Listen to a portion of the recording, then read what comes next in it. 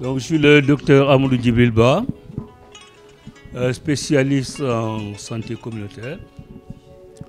Je suis un ancien fonctionnaire du ministère de la Santé et de l'Action sociale, où j'ai une carrière riche de 32 ans. Et j'ai occupé successivement des postes au niveau périphérique, médecin-chef de district, au niveau intermédiaire, médecin-chef de région, et au niveau central, directeur de la planification, de la recherche et des statistiques. J'ai pris ma retraite. Je suis en même temps enseignant à l'Université de Bambey depuis le commencement, c'est-à-dire depuis 2007. Et j'ai été le premier coordinateur de la filière santé communautaire. Donc c'est un agréable plaisir d'être avec vous et de discuter avec vous de la structuration et l'organisation du système sanitaire sénégalais. Est-il en mesure de répondre à l'atteinte des OMD? Oui. Donc voilà les OMD, classiquement c'est les 17. Mais vous verrez que pour la santé c'est l'objectif 3.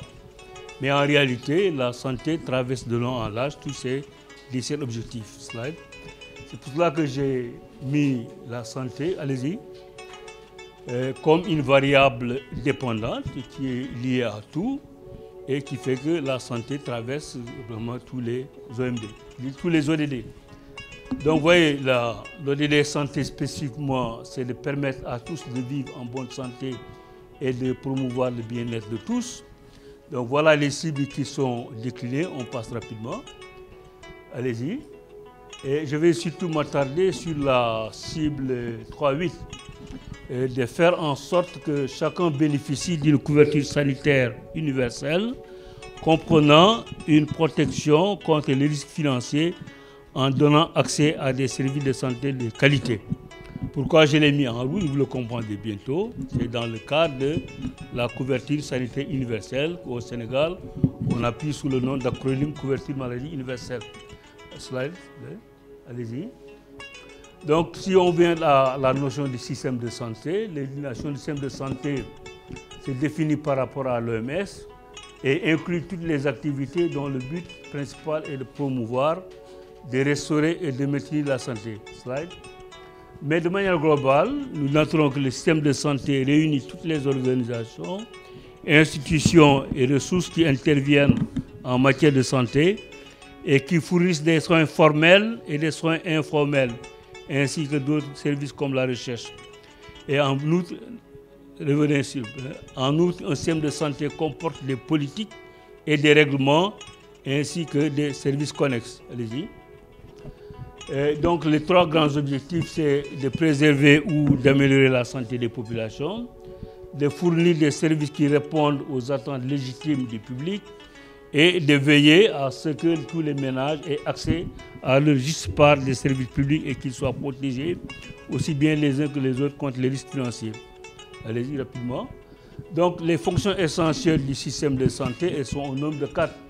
Nous avons la première fonction, c'est la prestation de services. La deuxième, c'est la fourniture et la gestion des ressources. La troisième, c'est le financement. Et la quatrième, c'est l'administration. Slide. Oui. Qu'en est-il de la politique sanitaire du Sénégal? Cette dernière repose sur l'accès aux soins de santé de qualité garantis à toute la population, quel que soit le statut socio-économique, l'effectivité de la décentralisation et de la gouvernance sanitaire locale, la promotion de la couverture du risque maladie, la promotion de la prévention dans tous les domaines, la gestion intégrée des précarités et du partenariat local, le renforcement du partenariat public-privé, la promotion de la multisectorialité, l'alignement de l'aide extérieure aux priorités sanitaires nationales et enfin la culture de la gestion axée sur les résultats. Je voudrais parler un peu de la structuration du système de santé du Sénégal. Allez-y rapidement. Donc avant l'indépendance, nous avions un système de santé centré sur les soins curatifs. Et la prise en charge était assurée par les grandes anémies locales. Et les services étaient les services de vaccination contre la variole, la lèpre, la trypanosomiase. Après l'indépendance, vous noterez des dates repères. En 1972, c'est la grande réforme de l'administration territoriale et locale. En 1978, c'est la conférence internationale sur les soins de santé primaire. En 1985, c'est l'adoption du scénario à 3 phases de Lusaka, notamment le niveau périphérique, le niveau intermédiaire et le niveau central. En 1989, au Sénégal, il y a eu la première déclaration de politique nationale de santé et d'action sociale. En 1990, il y a eu l'avènement des PRDS et PDDS. C'est les plans régionaux de développement et les plans départementaux de développement sanitaire. En 1991, il y a eu l'avènement des districts sanitaires. En 1992, il y a eu l'initiative de Bamako et le décret régissant les comités de santé. Et enfin, en 1996, il y a eu la régionalisation et transfert de certains domaines de compétences, la santé aux collectivités locales. Notez que de 1997 à 2018, il y a eu l'avènement des PNDS, Plan national de développement sanitaire, le premier et le deuxième, dans un contexte de réforme administrative et territoriale, dont la régionalisation et le transfert de compétences aux élus locaux, l'acte 3 de la décentralisation, les réformes des finances publiques avec le concept de gestion axée sur les résultats, les cadres de dépenses sectorielles à moyen terme, les documents de programmation pluriannuelle des dépenses et le plan de travail annuel. Et voilà l'organisation du système de santé du Sénégal. Vous voyez qu'il est pyramidal. De bas en haut, nous avons le niveau périphérique, le niveau régional et le niveau national. Pour les structures de soins au niveau périphérique, vous avez les hôpitaux de district, les centres de santé, les postes de santé, les cadres de santé et les maternités rurales. Au niveau intermédiaire, nous avons les hôpitaux régionaux, qu'on appelle les EPS2. Et au niveau central, nous avons le ministère de la Santé, les hôpitaux nationaux et les hôpitaux universitaires. En ce qui concerne la structure d'administration, au bas de l'échelle, vous avez le niveau périphérique ou district opérationnel avec l'équipe cadre de district. Au niveau intermédiaire, la région médicale et des services annexes avec l'équipe cadre de région. Et au niveau central, le ministère de la Santé, le cabinet du ministre, les directions et services nationaux et les programmes nationaux. Slide. Donc les composantes du système de santé, il y en a 6 en se référant au building block du système de santé. Vous avez le premier niveau, c'est le niveau de prestation de soins. Au Sénégal, nous avons 3 niveaux. Les soins primaires, c'est le premier contact de soins de santé. Les soins secondaires, le premier niveau d'aiguillage se fait au niveau des centres de santé, hôpitaux du district. Et les soins tertiaires au niveau des hôpitaux de référence avec des soins spécialisés. Ici, ajoute aussi dans le système de santé les prestations, l'offre sanitaire privée et la médecine traditionnelle. Donc, leur composante, c'est les ressources humaines, c'est le personnel médical, paramédical, le personnel technique d'appoint, administratif, gestionnaire de soutien et de renforcement de leurs capacités. Quand on parle de ressources humaines en santé, non seulement il y a le personnel, mais aussi le renforcement des capacités. Troisième composante, c'est le financement et les systèmes d'assurance. Donc le financement de l'État, les comités de santé, les collectivités locales, les partenaires au développement et le financement des ménages à travers aussi les assurances et les régimes d'assurance maladie. Et la quatrième composante, disons, c'est le système d'information sanitaire. Donc la collecte et le traitement de l'information qui se fait à travers le DHS2, qui a permis l'amélioration de la prise de décision fondée sur les preuves. Ici, ajoute aussi les statistiques sur l'état civil, les dossiers de patients, les données sur la lutte contre les maladies et les sondages auprès des ménages. La cinquième composante, c'est les achats logistiques et systèmes d'approvisionnement, assurés par la PNA du moins, Pharmacie nationale d'approvisionnement et les pharmacies régionales d'approvisionnement, à travers les stratégies Yexina et Yegesina.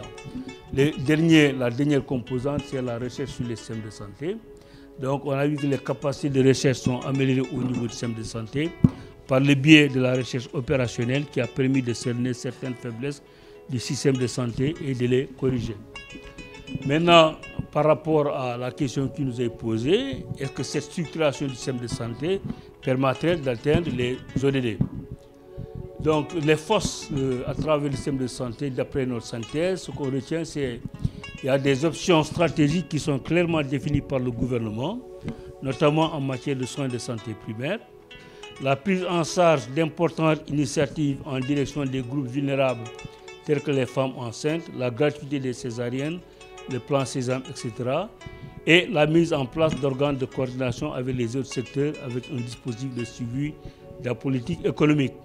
Les faiblesses se résument à l'application incomplète des engagements pris par le gouvernement, aussi bien au niveau international, la déclaration d'Abuja, qu'au niveau national en ce qui concerne les compétences transférées, l'insuffisance de la traduction de la vision en action, la faible fonctionnalité des instances de coordination et la multiplicité des programmes et les difficultés de leur intégration tant au niveau central qu'au régional. Quelles sont les opportunités? Nous avons l'inscription dans un premier temps du droit à la santé qui est ainsi dans la Constitution dans son article 17 qui stipule que l'État et les collectivités publiques ont le devoir de veiller à la santé physique et morale de la famille et en particulier des personnes handicapées et des personnes âgées. L'État garantit aux familles en général et celles en vivant en milieu rural l'accès aux services de santé et au bien-être. La deuxième opportunité, c'est l'engagement politique de haut niveau. Donc nous avons la vision du chef de l'État, amenant à identifier des réformes structurelles et programmatiques entreprendre dans le secteur, notamment l'organisation des concertations nationales sur la santé et l'action sociale, l'effectivité de la couverture maladie universelle et l'amélioration de la gouvernance sanitaire et la culture du rendre compte. Quels sont les défis majeurs auxquels est confronté le système de santé du Sénégal?